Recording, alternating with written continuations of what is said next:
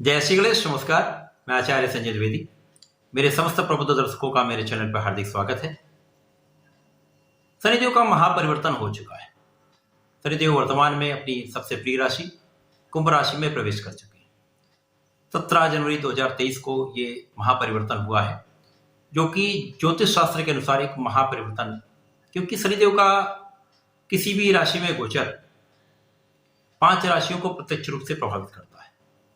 शनिदेव का गोचर भी लंबी अवधि के लिए होता है। लगभग 2.5 वर्ष शनिदेव एक राशि में भ्रमण करते हैं। शनिदेव का परिवर्तन जब अनुकूल अवस्था में होता है, अनुकूल राशि में होता है, अनुकूल भाव में होता है, तो उस व्यक्ति के लिए, उस जातक के लिए, उस राशि के लिए अत्यंत श्रेष्ठ फलदायी होता है। शनिदेव का राशि परिवर्तन 3 राशियों के लिए 7.5 का प्रभाव देता है तथा 2 राशियों के लिए ढैया का प्रभाव देता है। इसी प्रकार से इनका परिवर्तन कुछ राशियों से ढैया का प्रभाव समाप्त करता है तथा कुछ राशियों में ढैया का प्रभाव आरंभ कर देता है। तो शनिदेव का परिवर्तन अत्यंत महत्वपूर्ण है। समस्त राशियों पर इनका प्रभाव निश्चित रूप से विशिष्ट पड़ता है। आज मैं कर्क राशि के लिए शनिदेव के महापरिवर्तन का क्या प्रभाव पड़ने वाला है, कहां पर किस भाव में प्रबलता आ रही, कितना आप लाभ ले सकते हैं अथवा कहां पर समस्या आ सकती है, उसका क्या निराकरण है, संपूर्ण विश्लेषण मैं पूर्ण तर्क के साथ करने जा रहा हूं। कर्क राशि चंद्रमा की राशि है। सर्वप्रथम तो ये जल तत्वीय राशि है, जहां पर शनिदेव का प्रभाव निश्चित रूप से यहां पर विषाक्त करता है, विष योग बनता है। जैसे ही शनिदेव का ये महापरिवर्तन हुआ है, कर्क राशि के लिए शनिदेव का परिवर्तन अष्टम भाव में हुआ है।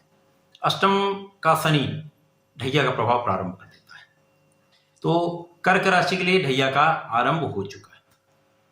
तो ये निश्चित मान लीजिए आपके संघर्ष का समय प्रारंभ हो चुका है, आपके परीक्षा का समय प्रारंभ हो चुका है, समस्याओं का समय प्रारंभ हो चुका है, अवरोधों का समय प्रारंभ हो चुका है। यहां पर कहीं ना कहीं आपके लिए हर्डल्स तैयार होंगे, संघर्ष तैयार होगा, अवरोध तैयार होंगे, अनवांटेड फियर तैयार होगा। आपको सबके लिए अपने आप को प्रबल करना होगा। इसके लिए भी कुछ चीजें हैं जिनका आप ध्यान रखेंगे तो समस्याएं कम से कम होंगी।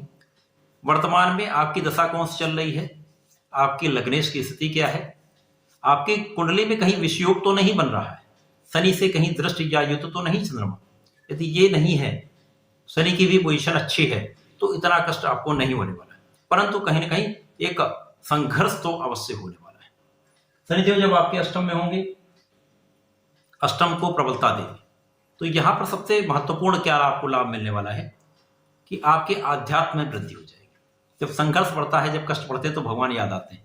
आपका आध्यात्म बढ़ेगा, आपका पूजा पाठ में मन भी लगेगा, आप अपने इष्ट का ध्यान करेंगे तो निश्चित रूप से आप बहुत लाभकारी स्थिति में रहेंगे।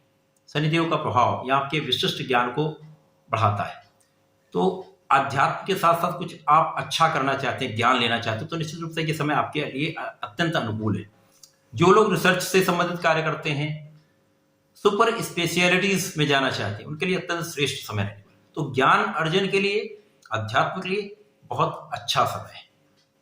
इसके पश्चात शनिदेव का प्रभाव आपके दशम पर होगा। शनिदेव का प्रभाव जब दशम पर होगा, अष्टम में होकर, अष्टमेश होकर जब दशम पर दृष्टि डालेंगे, तो यहां निश्चित रूप से कहीं ना कहीं कार्यों में अवरोध प्रारंभ हो जाएगा, विघ्न आने प्रारंभ हो जाएंगे।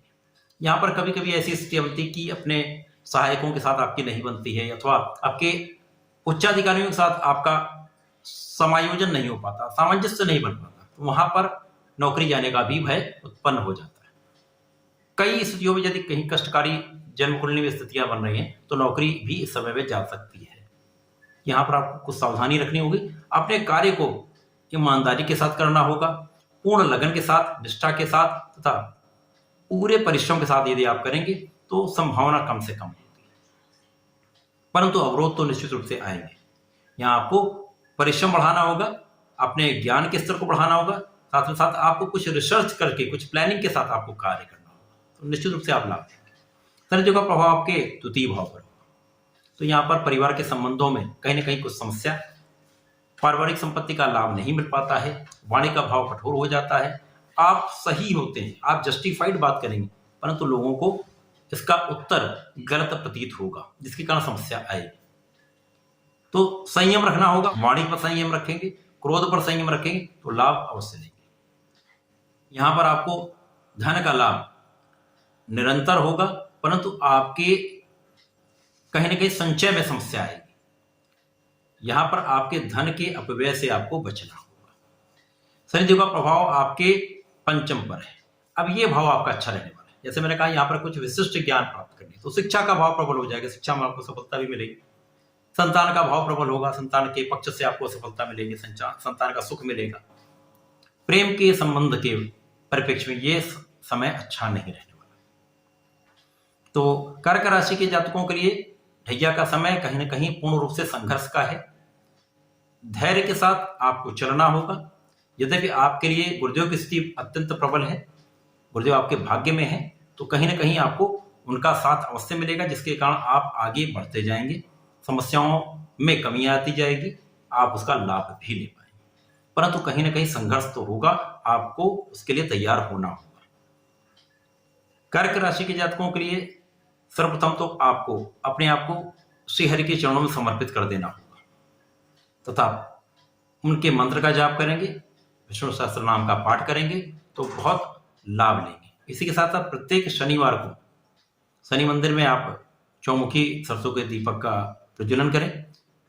यदि प्रत्येक शनिवार को आप थोड़ा सा काला तिल शिव जी पर अर्पित कर देते हैं, आप अपने कष्टों से बच जाएंगे।